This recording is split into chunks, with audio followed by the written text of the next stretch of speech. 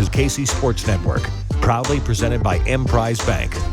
What's going on, Chiefs Kingdom? Appreciate you for tuning in to us here at KC Sports Network. We are just more than a week away from the start of the NFL season with that opening matchup between the Chiefs and Lions from Arrowhead, and we are just less than a day away as the time we record this show from NFL roster cuts coming down. Every NFL team has to trim 37 players off their roster within the next 24 hours. So much going on across the league, and we've got some fun stuff here at KCSN that we're announcing this week as well. But we've got a great show for you today as I'm joined by one of the most recognizable NFL personalities in NFL media, the star of the Up and Adams show. You probably already follow her on social media at Hey Kay Adams, Miss Kay Adams. Thank you so much for joining us here today to talk a little bit about your media journey. I'm excited about this. BJ, this is a long time coming. Hopefully we get to talk some Chiefs too. I was in Chicago over the weekend with my family who's big Chiefs fans, and they're already circling the games, literally saying Thanksgiving in Vegas, Chiefs, Raiders, Sunday Night Football, Thanksgiving, we're already picking out the games.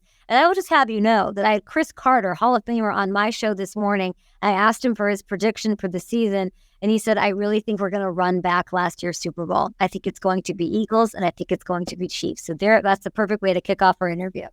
I love it. I love to hear about it, and I love getting a chance to talk with you because we're going to do it's going to be a little bit different with this show for anyone who out there is listening. And I obviously want to get your thoughts on the Chiefs and the NFL season in general, but I really want to talk to you about your journey in sports media. We were talking a little bit before we started recording.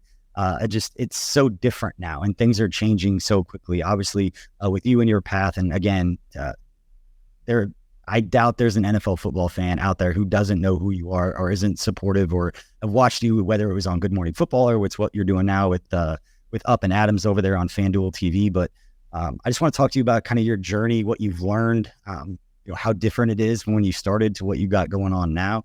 And so my first question, was this always in the plan for you? Going back to even like high school, college, like what was it that you wanted to do? How did you end up where you are? It wasn't in the plan for me, and the fact that I have my own show was like hilarious, and I never would have wanted it. I never want the responsibility of it, the accountability of it, but here it is, and it just goes to show you, you don't know what your path might look like or the turns that it might take, and I'm still very much on that path. I do not know what the future holds. I'm really trying to live in the moment and enjoy things. Like I've heard from so many players in the 8 training camps I went to. All of them said, I want to be where my feet are. I'm focused on being where my feet are. And that was advice that I took from them, going through all these training camps. Didn't get to make it to KC, but I was so riveted by that and said, yes, like that is the way. Those are sports psychologists talking. Those are coaches. Those are professionals, religious faith things talking to those players. And I sort of took it from there.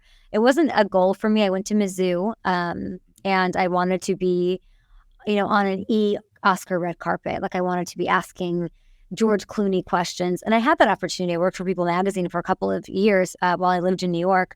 Sports always just pushed me, compelled me. I worked at Willie's Pub and Pool in Columbia, Missouri, and all sorts of shifts, all different hours. I worked at Prisima Radio Group, KTGR out there in Como, talking about both the Chiefs and the woeful Rams under Jeff Fisher. So the 0-16s of my lifetime. So it was a lot of fun. Mizzou was pretty fun back then. You had your Jeremy Maclin moments, your Chase Daniel moments, and what a media star he's turned into. He's doing a bunch of cool stuff that I don't even think is announced yet, but we're very happy for a friend of the show, Chase Daniel.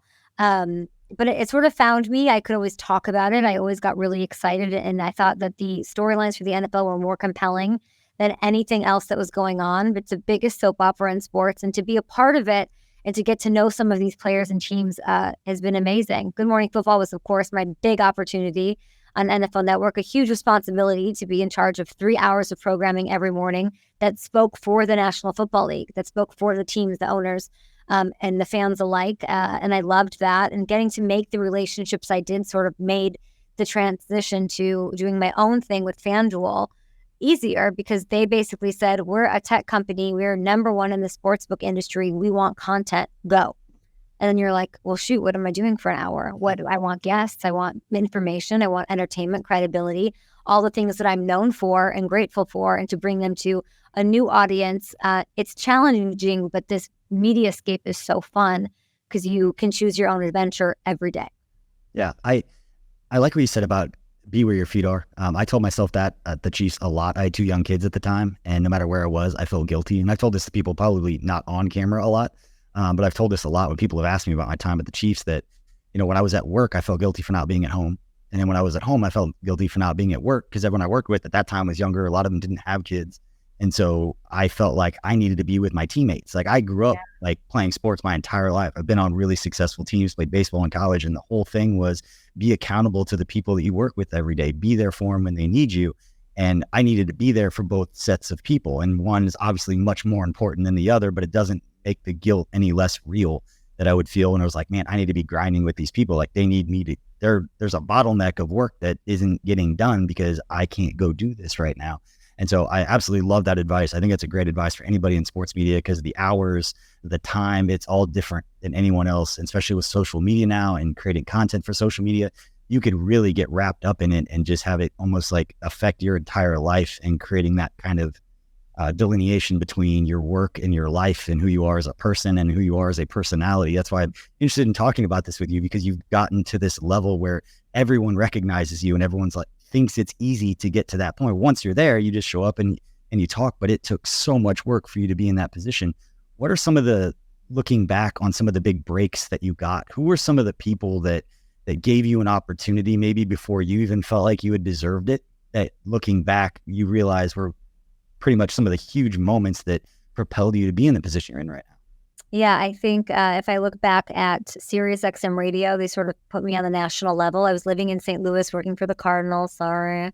Not much good to talk about the Royals, though. So let's leave those alone right now. But yeah, I worked for the Cardinals. I worked for the Rams and had like little gigs there. And I got the door shut in my face all the time. I was constantly just wanting to, can you edit? Sure. No, I couldn't. I lied. I did anything I could to just get the gig, get the job, get in front of somebody who could help me. So I had a couple, Kyle Elfrink was a guy I worked with at ESPN at KTGR in Columbia, who then got a job on Sirius XM, and he was a regular at my bar at Willie's, and he'd come in and I was at Nick's Pub in St. Louis, bartending there to pay for school.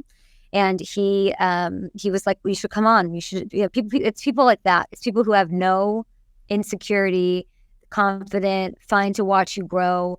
It's hard, it's hard. And the higher you get up, the more people don't want those minutes cut into, so it's a really beautiful thing that I don't think I gave enough credit back then of, well, come on, like, okay, midnight to 6 a.m. in the middle of Missouri, like you're getting your coffee, like come give me your take on the Rams. Tell me what you think about Jared Goff. Like those sort of things were hugely meaningful to me and gave me the at-bats that I needed to sort of take the journey that I felt confident taking when it was ready for me. I would say Michael Davies is the person who, when I was at NBC Sports, decided this is the man who, you guys might know him as the showrunner for Jeopardy currently, but this is somebody who in 2016 said to me, hey, I'm going to convince the NFL to give me the reign of their morning show, and I'd like you to host it. And I said, good luck. This was a British person who's never watched an NFL game. I was his only source of NFL knowledge. He's a soccer fiend who couldn't tell you who Aaron Rodgers was, but he somehow got NFL media to sort of give him this opportunity to produce the show, and we built it. And he is somebody that I owe a lot of that. He saw something in me that gave me confidence, and I owe him a ton of gratitude. And Mark Quenzel over at NFL Media, who is incredible and just sort of gave me a chance. And I had to convince him in his office, like, you've never heard of me, but you can trust me with 3 hours of your morning coverage. And it somehow worked out. And there's plenty of people. I mean, it's not, you can't, name just the big people who make the decisions. It's all the people from the segment producers on. I'd say, if I were to get an award thing ever, one of my first people I would name is Matthew Hamilton. As you know, he's the polisher, the architect of my work. Like, he's an incredible partner. I wouldn't trade anything for him. Just as great of a human as he is. I know he does lots of work with you guys. He's such a huge fan of yours as well. Don't try to steal him from me no. Because you and I will have a huge fight. But he's the best. So yeah. Once you work with great people, you want to keep working with great people. So, and that's the thing about this industry. It is very small. Yes, that I think that's the beauty of what we've done, or what we've tried to do too, is bring in good people. And it's amazing how much easier things go when you started. We're very small, and we're still very small, but we add great people. It just makes things so much easier. You put them in a position to be able to do things that they love to do, give them the tools to do it, and then just sit back and let them kind of flourish. And Matt's a great example. Even the small stuff that he does with us with the film breakdowns, he did with Matt Castle last year, and was excited to do it again this year. We'll have more information on that coming out soon, but just phenomenal. Yeah, it's phenomenally great people. I need to talk to Matt before we announce anything on the show. Make sure I'm not saying the wrong thing, but no, I think the people who help you along the way, I think the ones that I kind of think about from my career, like CJ LeBoy, like the agent, he's been at a few different places that get bought out. He took the advice of Matt Miller back in the day. This is when I was at Bleacher Report. I was at Arrowhead Pride for a few years, and I went to Bleacher Report because Matt Miller had vouched for me. And I didn't know Matt very well at the time. Now he's a good friend of mine. But he had vouched for me to CJ LeBoy, and that CJ had a client of his at the time that needed his story told. And I was more of a long form storyteller, writer than I was analyst, media, podcast, video person. And Matt had told CJ, let this BJ guy, like he just started with this, a Bleacher Report, this is what he loves to do, let him tell this story. So I told a story on Rob Haran, who's a receiver, grew up in LA, and then went to the University of Wyoming, was a 4th round pick by the Bucks, had an unbelievable story to get to be even in a position to play college football, of where he kind of, what he went through. It was one of my favorite things that I've ever written. It was one of the realest interviews that I ever had. And I want to get to that in a second with you, get your thoughts on interviews you've had in the past. But I will never forget sitting in a hotel room at the Riverview Renaissance Hotel. It was the team hotel for the Senior Bowl down in Mobile. I was interviewing Rob Haran with his agent and his manager that were there. And I wrote this story, did really well. The family loved it. It went over well for Bleacher Report. It was a good story. A year later, I'm interviewing with the Chiefs, and the vice president of business operations at the time, his name was Bill Chapin. He set that story down in front of me. I did not send it to him. He set it down in front of me. He said, can you write stuff like this for us? This is what we need. And I was like, oh my God. And like in that moment, I was like, hell yeah, like this is exactly what I want to do. Like, yes, I grew up a Chiefs fan. I want to tell stories. I want to be that conduit between the players and the fans and the coaching staff and tell all those stories. And it changed my life. And CJ in that moment didn't realize what he was doing. It's like, yeah, I trust Matt. Matt trusts this guy. We'll get it done. And the ripple effect of what that did for me meant everything. And I did a lot of that stuff when I was at the Chiefs. So I'll always feel, and CJ probably gets sick of me because it was like 15 years ago. I still bring it up all the time. I was like, I owe you. I always owe you. Now you're paying it forward, right? Like you are. Yeah, I try to. Well, the stress, the pressure, whatever you want to call it, like it still exists because you are, last I heard, you still have a family, you still got stuff going on there, and you have this balance. But I'm just curious to ask you, like, what are the qualities that you notice that you want to surround yourself when you're building something so great? It's such a fun time, a competitive time though, with like KCSN.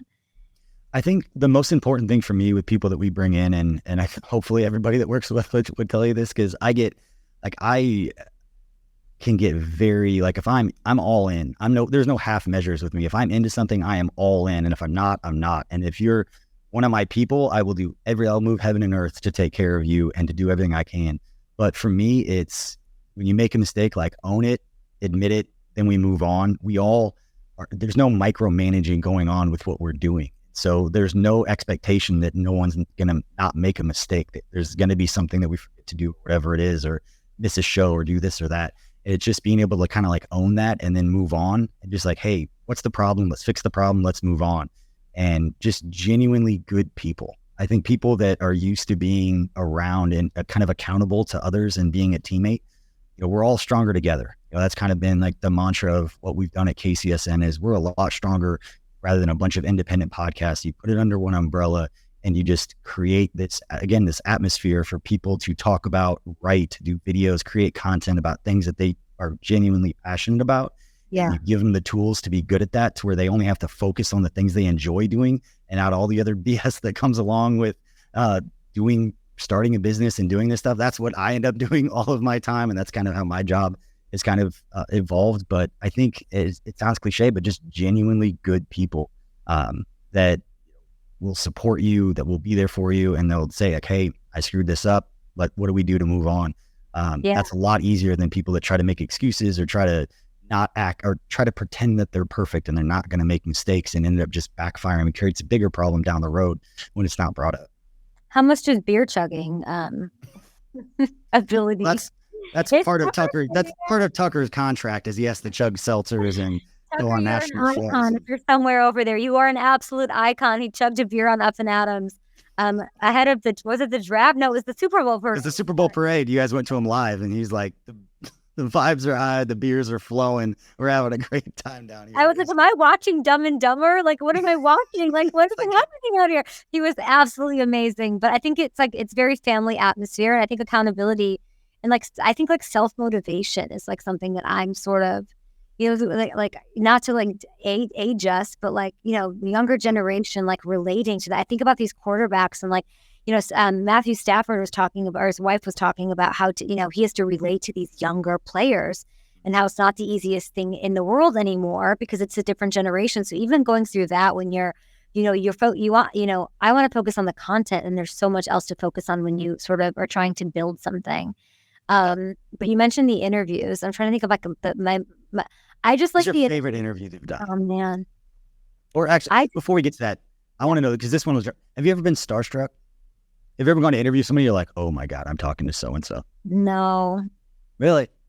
I have one time. Who? Me one time. And it's never the current guys because they're younger than me.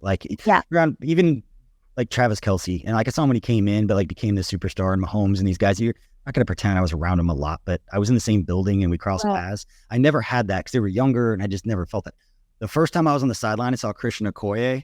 That Bill Chapin, the guy said interview. He saw me. I was about to go take a picture with him because I was fanboying completely. It was my first year at the Chiefs. It was a preseason game. I was like, oh my God, I've got to go get a picture. I saw Darren Sproles, and he'll actually be on my show this week. I saw Darren. My password on my cell phone is literally 434343. I'm undersized. He defies all the odds. The whole thing. I just loved watching him play. And when I saw him on the field once, I lost my mind. So I'd say Darren Sproles, if I saw him, it's always those kind of guys. Danny Woodhead, I loved for some reason too. So when I met him, I was like, Danny Woodhead. But as far as interviews, it's hard to get starstruck on Darren Sproles because we grew up in the same town. He grew up This guy I went to high school with that on his Facebook profile, and used to have little comments. It said, I tackled Darren Sproles once. And it was for years. That was his claim to fame. Was he got to say he tackled Darren Sproles, but Darren Sproles, we called him Tank when he was little. We used to play him in 7-on-7 and no one could touch him then. So everybody that ever played against Darren Sproles from the time that he was little league or whatever, all the way through. See if this story checks out because I'm interviewing him tomorrow. Yeah, so called him Tank. We played him in 7-on-7. We were at K-State. I was on the baseball team when he was on the football team. And I would say we knew each other, but actually I was living in San Diego at the time. I was at the Fashion Valley Mall in San Diego. I was working at a store called Sports Fever. We were selling jerseys. It was all of Darren Sproles jerseys.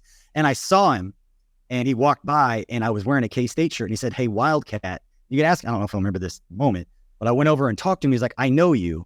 I was like, yeah, we played sports against each other growing up. And two guys I worked with walked by me and he's so short that they didn't think anything of it. They're diehard Chargers fans at the time. And I was just talking to them in the middle of the mall. They walked by. I go back to the office and they were like, who are you talking to? I was like, that was Darren Sproles. You should have come and said hi. They were like, what are you talking about? I was like, that was Darren Sproles. You could have came and said something. I was wearing a K-State shirt at the time. I know you. Everyone has a weird Darren Sproles story. It's true. That's super fun. Yeah, I don't get starstruck by when you see somebody like Tom Brady, he just sort of looks like he's fake. He looks like he's out of a magazine. So you kind of there's glow about him. There's certain people like that where you're I'd say he's the one who's Patrick Mahomes is too wonderful to make you feel any kind of way. It's over before it starts. You want to be but then he's just so great. Travis is the same way. I think all those guys on the Chiefs are like that.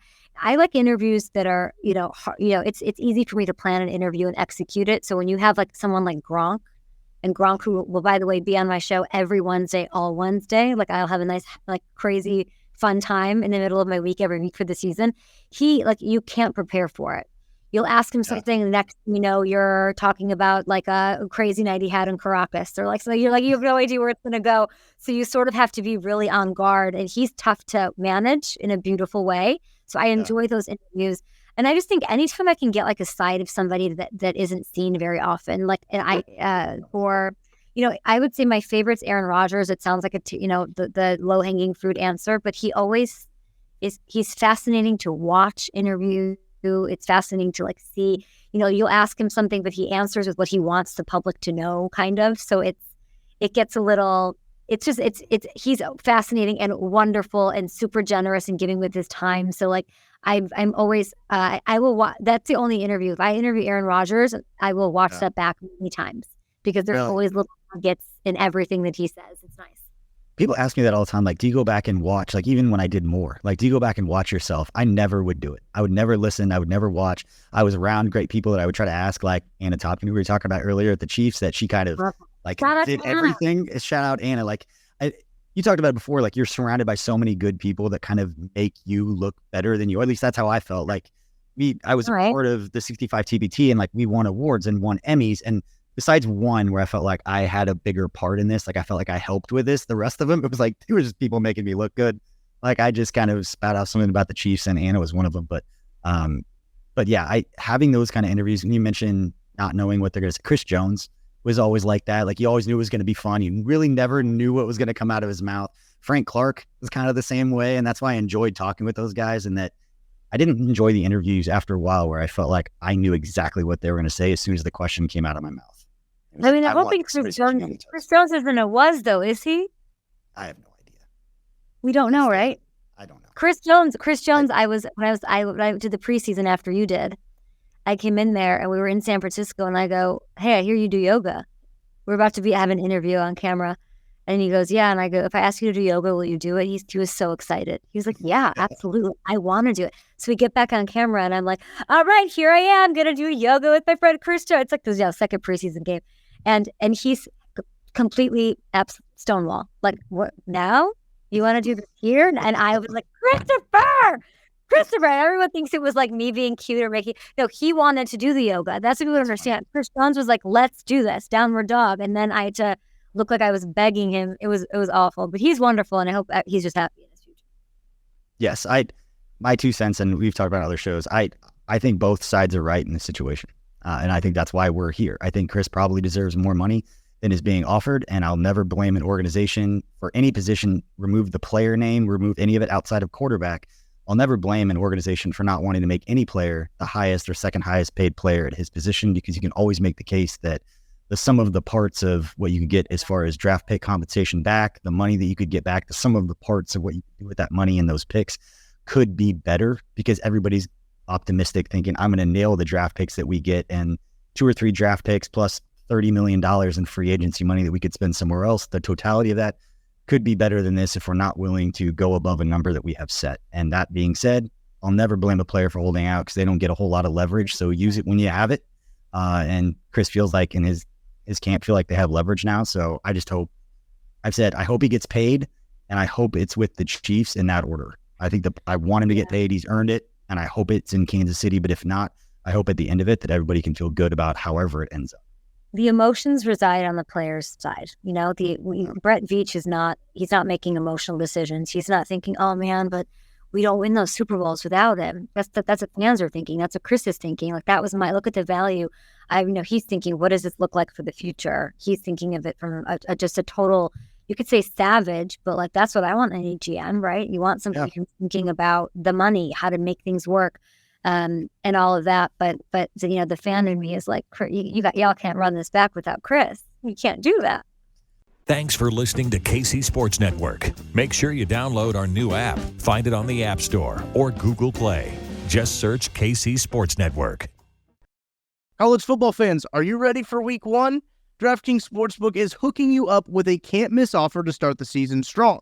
This week, new customers can bet just $5 on college football and score $200 in bonus bets instantly. Anything can happen in college football. Your team could go from unranked to dynasty mode in just a couple of years. Change comes fast. The only thing that's a lock is the great offers from DraftKings Sportsbook. Life's more fun when you're in on the action, so here's what you got to do. Download the DraftKings Sportsbook app now and use code KCSN. New customers can score $200 in bonus bets instantly when they bet just $5 on college football. Only at DraftKings Sportsbook with code KCSN. The crown is yours. Gambling problem? Call 1-800-GAMBLER. You must be 21 years or older, physically present in Kansas. Bonus bets expire 7 days after issuance. Eligibility and deposit restrictions apply. Terms at sportsbook.draftkings.com/football terms on behalf of Boot Hill Casino and Resort. All right, I'm going to ask you a question. And if there's not one that jumps out, that's fine because I'll embarrass myself and bring this up. But did you have like a most embarrassing interview, like just a bad interaction where you're like, I wish I had that one back? I have 2 moments in my sports media career. I was like, I wish I could have those back. Tell me one of yours and I'll think of one. One of them, I'll do the Chiefs one first. The other one was before it was the Chiefs. It was at the Senior Bowl. But the Chiefs one, there was a post-game game that the Chiefs played the Steelers on a primetime game. I want to say it was 2015, 2016. And they got down like 21-0, like 2 minutes into the game. It was a road primetime game. So, you're getting back to Kansas City like 3:30 in the morning. It's already going to be brutal. They get down 21-0, like I said, right into the game. I think it was the game that Alex Smith ended up like lacerating his spleen. He got hurt in the game. Like everything that could go wrong went wrong in that game. And it was post-game presser with Coach Reed. And it was a road primetime game. I'm not writing anything that night that required quotes. So I went into the presser just because that's what I did. I didn't plan on asking anything. I know Coach wants to get out of there, doesn't want a lot of time. I don't have any questions I need to ask. I'm just sitting there. I'm going to injury updates, whatever he's got. And there weren't any other, for whatever reason, there weren't any other media in there. And so I'm just sitting there like not prepared for anything. He's, Coach gives his spiel and said, time's yours. And I'm sitting there and nobody says anything. And Ted, because nobody asked a question, Ted just goes, BJ. And I was put on the spot and I had no idea what to say. And so whatever came out of my mouth, like next 20, I just rambled and I was trying to make a coherent statement. And I, to this day, couldn't tell you exactly what came out of my mouth. And Coach, being the professional that he is, scary. The blackout moments where you're like, what did I even say? What did I say? Everyone's looking at you and Coach is staring at you. And I know he's not in a great mood because they didn't play well. It's late. He wants to get out of there. And I'm like, I don't know what's happening here. So I don't even remember what came out of my mouth. He answered something like a couple other people must have just felt bad and asked questions. Probably the shortest post-game presser that I remember during my time with the Chiefs. And all I remember was sitting next to Tammy, his wife, and Tammy looked at me after the presser was done and she just goes, that was an interesting question. From that moment on, I had a go-to question no matter how bad it was. I knew I always needed to have something ingrained in my brain that I could ask if I ever got put on the spot. And the question is, what is your message to a team? What is your message to the team after a game like that? And so I always had it from then on. Yeah. From then on, I knew if I ever got called, it was like, what's your message to the team? Like, it just kind of fits for everything. What's your message to the team? Yeah, I have those basic questions too. I think I have what's the biggest challenge personally for you this next season? Or what's what are you working on? Or you can always sort of default to, how it is, you have somebody talking in your ear, you've got Hamilton's like, ask about this, and like all those things happening. I don't think I have one that I take back because I think they all, even the duds just help you. So I don't think I have one that I feel like, I'm sure if I really thought about it. But I want to hear I'm going to leave room for your other story because I liked your first one. What's the other one? The other one's not quite as funny. I was at the Senior Bowl and I was running around. It was before I'd really interviewed players, and it's Senior Bowl and the guys, cool thing about Senior Bowl, Shrine Bowl, all the pre-draft events before you get to the combine is a lot of the players haven't gone through media training. And so they're still pretty open. You don't get a lot of the cliches at those draft events, and you can actually get some stuff out of them. But I hadn't learned that yet and I didn't know what I was doing. And I was one of those, I had interviewed somebody and this player was interviewing somebody and we both turned and then made eye contact. And it was like, I've got to ask you a question now because I'm standing here. I was holding the mic like this. It was Mike Glennon, the quarterback, and he was getting ready for the draft. And I don't even think I asked. I just made a statement and then just held the mic up. He goes, is there a question in there? I was like, no.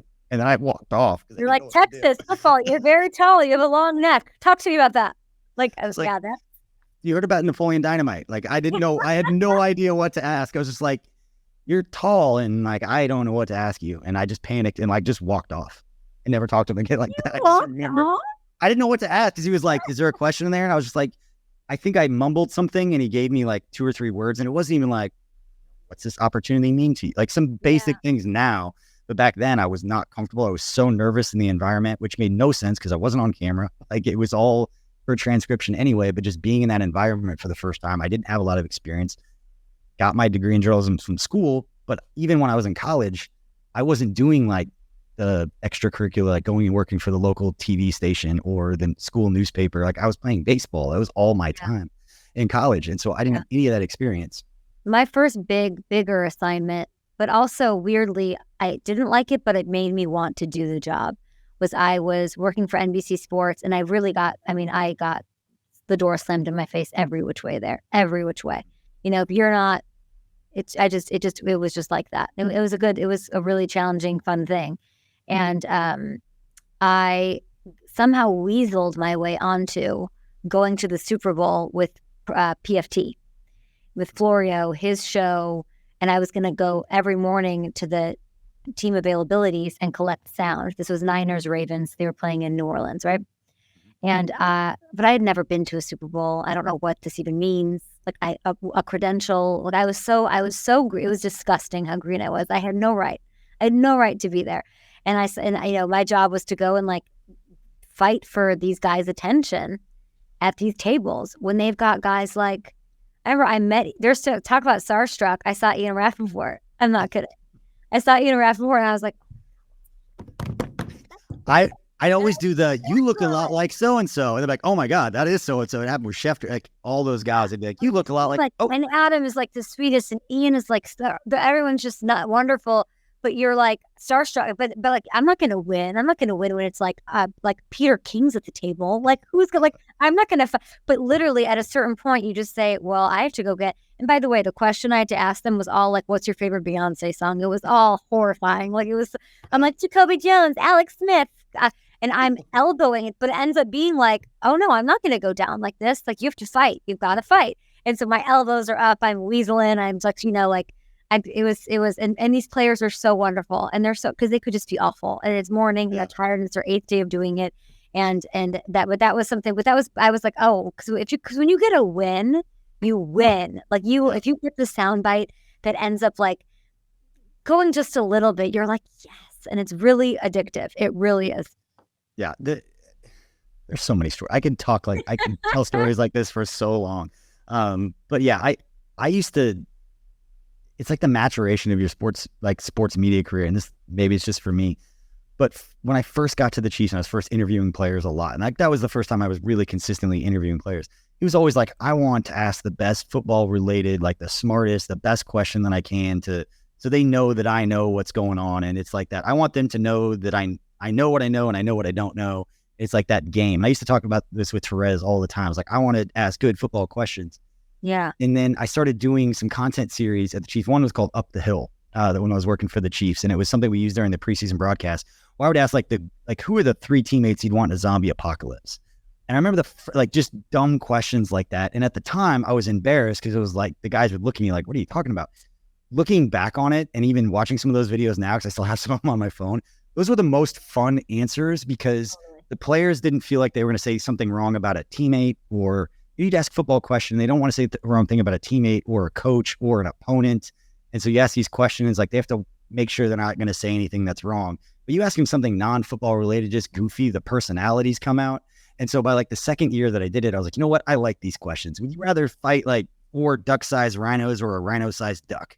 Like, what would you rather do? And then they just kind of look at you funny and then they answer it. But guys like Chris Jones, like absolutely loved that stuff. So look at the NFL now, though. Like if you look at any social media page for any of the 32 teams, like it's all sing me your favorite Taylor Swift song. Like it's all about something that I think is beautiful, which is celebratory and opens these players up and lets them be human instead of having to worry about what they're saying because they're going to be held accountable for anything they say to you.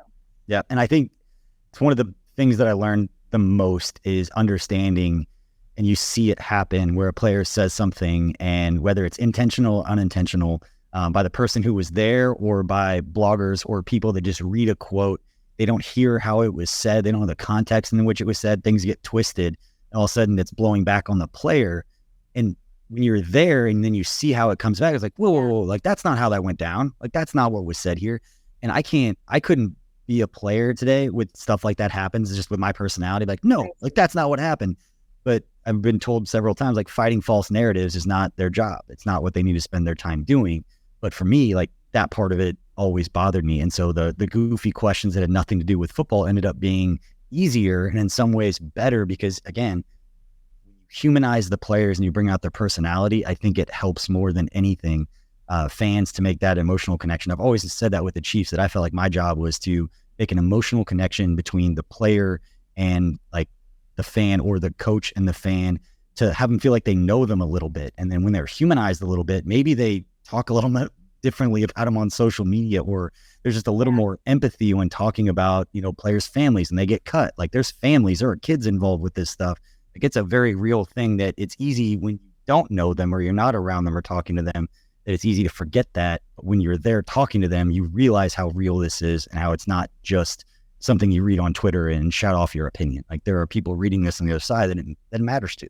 It's so true. There's a time and place for all of it, right? And like, you asking those sort of questions does help open up anybody, not even just a player, but it gives them a little bit of a breather, which is really nice. And that person would probably remember you the next time. The first time you did that to Chris Jones, maybe he was like, who's this guy? And the next time he's like, you're the guy who asked the fun question. And it works that way. There's time for all of it. I remember you just reminded me, just with your work with the Chiefs, like when I came in there to do preseason games, and they were like, oh, you're going to go talk to coach at halftime. Like, you have to go chase after coach. And I'm like, I'm not going to. What, to talk about what? Like the deep, like, what do you guys want me to do? Did you have to weave in between all the players running off and try not to get tackled? I was getting crushed. It was like a Lion King in the gorge, the valley. Like, I was Mufasa. Like, it was like I was getting, everyone was trucking me. It was not a good look. But by the time I caught up with coach, and I was so like, well, what information can I get out of him? Because, like, you want to do that. And I finally catch up with him, and he goes, took you long enough. Or it's like, it was something, he made fun of me.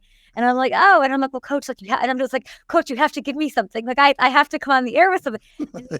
And he's like, what kind of music do you, or he asked, like, complete, would not speak about football to me, like, would not. And I didn't have what it took to be like, coach, we got to do this. And he ended up, for the 1 minute that we had to walk together, it was all about me trying to get him to do the Patrick Mahomes impression, because he at that point had not done it yet.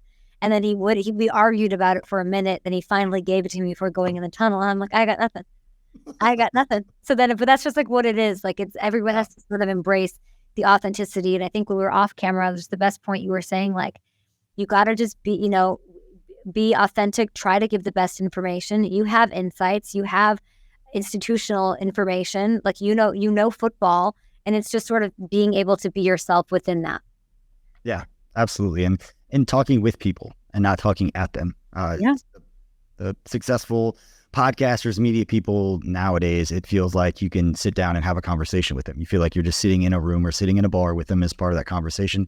Made that point with, Chiefs content. The Chiefs obviously being really good. There's a lot of entities that cover the Chiefs. A lot of people do phenomenal work. A lot of us are all friends with each other, and that we're all just trying to have a conversation that people can be a part of within the same bar, and that there's enough for all of us to have those conversations and for fans to support all the different places that cover Chiefs. But Kay, thank you so much. I've got one last question, one last thing before we go. What advice do you have for people, and I'm sure you get asked this a lot, for college kids, high school kids right now that are looking at sports media being like, I want to do that. What advice do you have for them? And what characteristics do you feel like are most important for somebody coming up now to have in order to kind of work their way through what I call the noise, because there's so much of it right now? Yeah, gosh, the media landscape is so different now. You can just do it now. If you're in college, what's stopping you from launching a YouTube page? What's stopping you from launching a TikTok and sharing those takes that BJ and I are talking about, the ones where you're not screaming, you're not shouting, you're giving your opinion, now I honestly probably would just do it myself. I would start my own thing if I was back in college figuring it out. I think, the advice I would give is make sure you know what you're getting into before you say, I really want a job in sports media. Like, it is for gamers. It is not for everybody. It is you're working the holidays. It is off hours. It is a lot. It is something that you must love. You must be passionate about it, or find something about it that you're really good at that compels you and keeps you connected, because it's a lot. It just is. It's a grind, like anything, any work is. But I do think that there is this notion that it's like so fun. You get to like meet a player. You get to like, and it's I would say like know what you're in store for, and I would say as much as you can say yes. And that's hard. People have a lot of adversity. People have to work. People have to make ends meet. It's hard to say yes to an unpaid opportunity. It's hard to say yes to an opportunity that might be on Saturdays or whatever, but try to stack things so that you can say yes to as many opportunities as possible, because it's truly not what I learned in school. It's the opportunities that I took outside of it in different worlds, country music radio stations. I wouldn't be where I am today if I didn't say yes to a midnight to 6 a.m. shift at a country music radio station that when I was in a break getting coffee, I met the ESPN affiliate guys. Just chew on that. That's the good stuff. And I love what you said. I think knowing what you're getting into is also understanding that the fun stuff, the interviewing the players, the being on camera, the doing the fun stuff like this is such a small percentage in the grand scheme of all the work that you do, that if this is what you see and this is what you want to do, you need to kind of learn how the rest of it works and how the rest of it happens, because you have to love the process. It's kind of like playing football. Like, there are guys in college, and this is one of my favorite things I always used to ask GMs, when they were trying to get ready to draft guys, like, how do you differentiate guys who love football or love the fact that they're really good at football in college? And then once you get to the NFL, you have to love the sport. You have to love the process. And it's the same thing with media. Like, it's not the practice, but you have to love the process of everything in between the times that you're recording in order to be really, really good at this. You can't just show up and just like the stuff on camera. It doesn't quite work like that. And eventually it will catch up with you and you'll burn out. And you see that a lot. Cover the NFL. I would also say, just like what sort of my beginning point of do it yourself. Like, there's something about, my mindset when I was much younger was, well, I'm just going to work super hard and get what, I'm just going to get what I want. I can control that. I can control how hard I work. And you sort of realize, like, so much of it's not in your control. So much of the decision making, so much of why this happens or why this doesn't happen or why it's okay for this person, why it's not okay for this. It's so out of your control. It's so naive of me to think that I had any say really in a lot of what was going on. So I would take those opportunities that you can put yourself out there. Start the TikTok. Like, there's no shame in doing something on YouTube that 10 people see, because, the reps I got, though I got to do that, and a lot of them weren't seen, a lot of them were, I got really good by just doing it, it over and over. And that, whole 10,000 hour thing like that, it all plays. So I would just say, with what's available for you, there's no reason for these, these young, older, whatever people who want to get into it to really try to sort of get there on their own too. Absolutely. Kay Adams, thank you so much for joining us. This was awesome. I think I said like 20 You're minutes. awesome. We are 40 minutes in. Thank you so much for the time. Again, that is Kay Adams. You probably already follow her on Twitter, but at No, Kay they Adams. don't follow me. Kansas Follow her City if you don't. You should Kansas be. City Chiefs like to yell at me on Twitter when I talk about anything but them. So just hit me up and I'll talk about you Well, guys. in fairness, we'll say this at the end of the show. It's okay for people who cover the NFL to have opinions that other teams in the AFC are really good, because there are a lot of really good teams. And that it's okay to say that the Bills are really good and that the Bengals are really good and the Bengals are good enough to win a Super Bowl. The Bills are good enough to win a Super Bowl. Can I give you, I think the Ravens are coming. And the Ravens. I think We got my favorite player in the draft this year. okay. I really liked Zay Flowers. We love Zay Flowers. He's healthy. He looks good. Odell's there. Nobody's talking about that. Everyone's talking about Aaron Rodgers. And I also think, the Chargers play all real tough. And I'm probably most excited for those two games this year. It's just funny as a Chiefs fan because people pick the Chargers to win the division. I think it's like 9 straight years. They've picked the Chargers to win the division. The Chiefs. Can I tell maybe why this started? Because I loved Phillip Rivers. So my thing with Good Morning Football, I just thought, and you guys, what y'all did to him when he retired with those interceptions, Anna Topkin, whoever it was, like, it was so hilarious. It's so horrifying too.